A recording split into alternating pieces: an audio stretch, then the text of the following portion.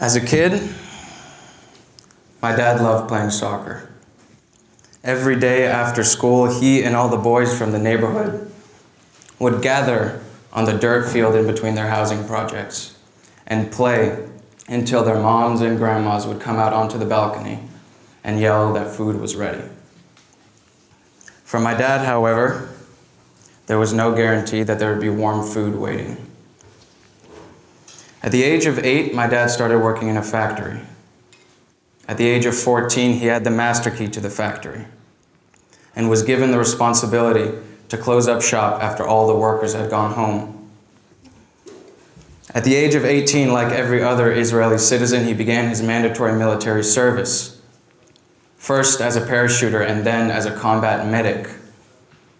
Following a traumatic military service and ready to begin his life, he was told he had two options: fix cars or fix telephone lines. Because as a dark-skinned Arab Jew, that's all he was worth.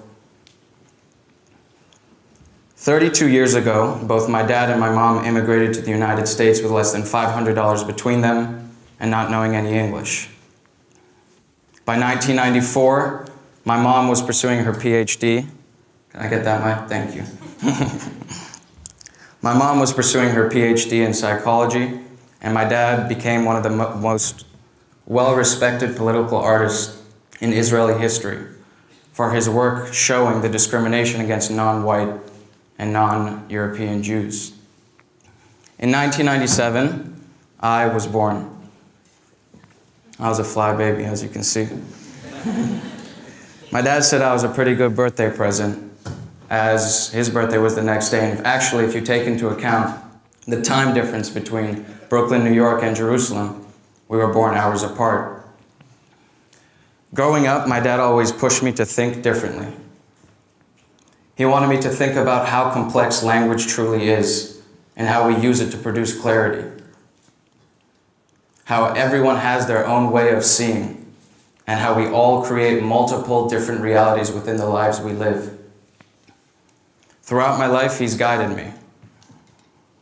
From being a nervous 7-year-old before my first soccer game up until being a student at Swarthmore College. As a sophomore at Swarthmore, I received a scholarship to launch a social impact project. After 3 failed project proposals and 2 years later, I still had nothing. I seriously considered dropping the opportunity. And there was one day I called him and asked, what do I do with this? And he said, do something unique and pour your heart into it. After that, I decided to take a year off from school and dedicate my time to launching Design FC with the help of local community partners. Design FC is all about teaching 5th and 6th graders in Chester, Pennsylvania, creative thinking and design through the design of individual soccer jerseys. Each kid thought about what means most to them, their families, their city, what they want to be when they grow up, what they want to change, and how to visually represent that on their own jerseys. This is Kevin's jersey. Kevin's in 5th grade, and a few weeks ago he wrote, "I learned that I can be myself and not be scared. I became more creative and more ideas were able to get out of my head. That's why Design FC is such a big part of my life." For me, moments like these are gold. Seeing the look in a kid's eyes when they come up with a new idea or struggle through a problem and come up with a solution that they love brings me indescribable joy. They're the reason why I do this. But beyond the classroom, this program has led to many unexpected opportunities for me personally. Just in the past 2 months, I received an internship offer from Adidas at their Portland headquarters.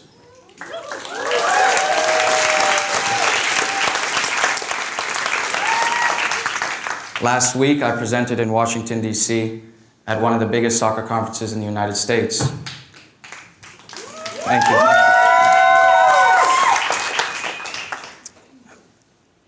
In February, Humera and Leticia invited me to join them at the Ashoka Changemaker Conference as part of the UIF delegation. And today, I'm here as a fab. What many people don't know is that over the past 2 months, they've been some of the most difficult months of my life. My dad has been going through serious health issues that have changed the way we live our lives.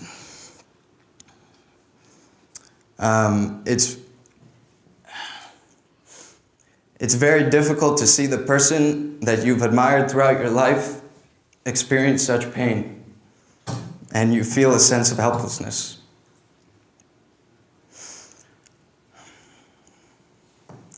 For me, he's the reason why I'm here today. He's the reason why I am who I am, and he's always with me. About 10 minutes ago, he texted me and wished me luck and said it was amazing that I'm standing on the stage today. And he said that his whole heart is with me. So one of the reasons why I wanted to give this talk is to tell him that my heart is with him as well. But also to talk to all of you who are going through something.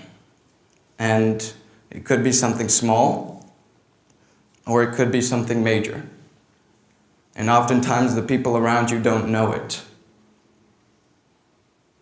But as my father has fought throughout his entire life, that is the way that I hope to live my life. And so I don't have a fancy how might we statement or any bows or ribbons that I can put on the end of this talk. All I wanted to say was that whatever you're going through, just keep going. Thank you.